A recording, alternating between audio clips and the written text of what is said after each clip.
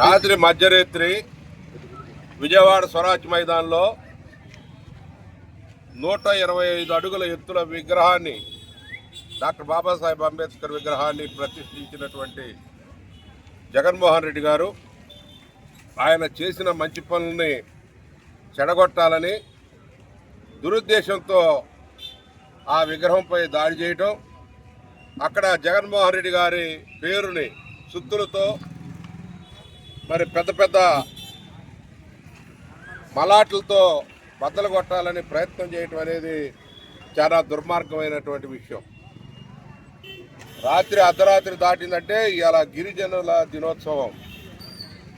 గిరిజనుల దినోత్సవం రోజు ఆదివాసీలు, అణగారిన వర్గాలు, అట్టడుగు వర్గాలు, పేద బడుగు బలహీన వర్గాలు ఎవరైతే సమాజానికి దూరంగా అతి నీచంగా మనుషుల్లాగా చూడనటువంటి సమాజంలో హక్కుల సాధన కోసం భారత రాజ్యాంగాన్ని రచించి 1950లో అంటే ఇప్పటికి 75 సంవత్సరాలు కావస్తా ఉంది.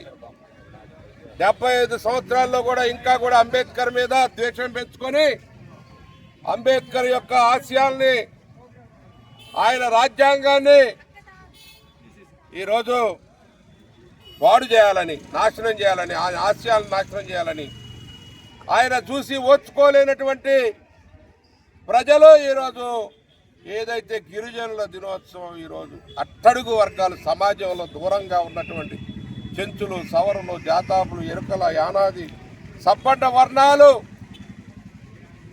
సమాజంలో కోడులు, కోయలు అలాంటి అనేక ట్రైబల్ మన భారతదేశంలో జీవిస్తున్న వాళ్ళందరికీ కూడా హక్కుల సృష్టికర్త మానవతావాది డాక్టర్ బాబాసాహెబ్ అంబేద్కర్ యొక్క విగ్రహం మీద దాడి అనేది అతి నీచమైన, అతి హేయమైనటువంటి క్రియగా మేము చూస్తూ ఉన్నాం. ఈరోజు అంబేద్కర్ రాజ్యాంగం కాదు, రెడ్ బుక్ రాజ్యాంగం నడుస్తూ ఉంది. ఈరోజు హత్యలు మనం చూస్తూ ఉన్నాం. హత్యలే కాదు, ఆస్తుల విధ్వంసం, కక్షపూరిత పాలనా విధానాలు, వీటిని విడనాడాలని చెప్పి మేము కోరుతా ఉన్నాం. కక్షపూరిత విధానాలతోటి మీరు పాలిస్తే ప్రజాస్వామ్యంలో ప్రజలు తిరగబడతారు. నిన్న బంగ్లాదేశ్లో చూసాం. మన బంగ్లాదేశ్లో చూసినటువంటి పరిస్థితి ఈ రాష్ట్రంలో, ఈ రాజ్యంలో, ఈ భారతదేశంలో తలెత్తకూడదు. మనకి భారత రాజ్యాంగ సృష్టికర్త బాబాసాహెబ్ అంబేద్కర్, ఆయన ఇచ్చిన రాజ్యాంగాన్ని అమలు చేసుకుందాం. మీ యొక్క రెడ్ బుక్ రాజ్యాంగాన్ని కాదు. ఈరోజు భారత రాజ్యాంగాన్ని అమలు చేయండి. మీకు మంచి మెజారిటీ ఇచ్చారు ప్రజలు. మెజారిటీ ఇస్తే ప్రజల మన్ననలు పొందాలి, కానీ ప్రజలతో చీత్కారాలు కొట్టించుకోవాల్సిన పరిస్థితి రాకూడదు.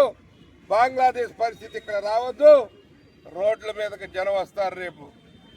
రేపు రోడ్ల మీదకి జనం వచ్చి మీరు చేసే అకృత్యాలని, అప్రజాస్వామిక చర్యని, కక్షపూరిత విధానాల్ని ఎండగట్టి ప్రజలే తగిన రీతిలో బుద్ధి చెప్తారు. ఇప్పటికైనా మరి మీరు అయితే చెప్పారో అవన్నీ కూడా అమలు చేసి సంక్షేమ రాజ్యాన్ని ఏర్పాటు చేయండి. గత ముఖ్యమంత్రి జగన్మోహన్ రెడ్డి గారు ఈ పాటికల సంక్షేమ కార్యక్రమాలు, పిల్లలకి అమ్మఒడి కార్యక్రమం కానీ, రైతులకి పెట్టుబడి నిధి కానీ అన్నీ కూడా అమలు చేశారు. మీరు చేయండి. మీరు చేసి చూపిస్తే దానికి మేమంతా కూడా సంతోషపడతాం, ప్రజలు సంతోషపడతారు. అంతేకాని కాలయాపనలు చేస్తూ ప్రజల పక్కదారి పట్టించడానికి ఇలాంటి దుర్మార్గమైనటువంటి హేయమైన చర్యలు మీరు చేపడితే ప్రజలు తగిన రీతిలో బుద్ధి చెప్తారు. ప్రజలు గమనిస్తూ ఉన్నారు. ప్రజలు అమాయకులు కాదు, పిచ్చివాళ్ళు కాదు. మీకు తగిన రీతిలో బుద్ధి చెప్తారు. ఇప్పటికే చాలామంది డైల్టోన్గా పెట్టుకొని చెప్తున్నారు, నీకు 15,000, నీకు 15,000, నీకు 18,000, నీకు 18,000. పశువులకు కూడా చెప్తున్నారు. ఈరోజు అంత అబాస్పాలు కావద్దండి.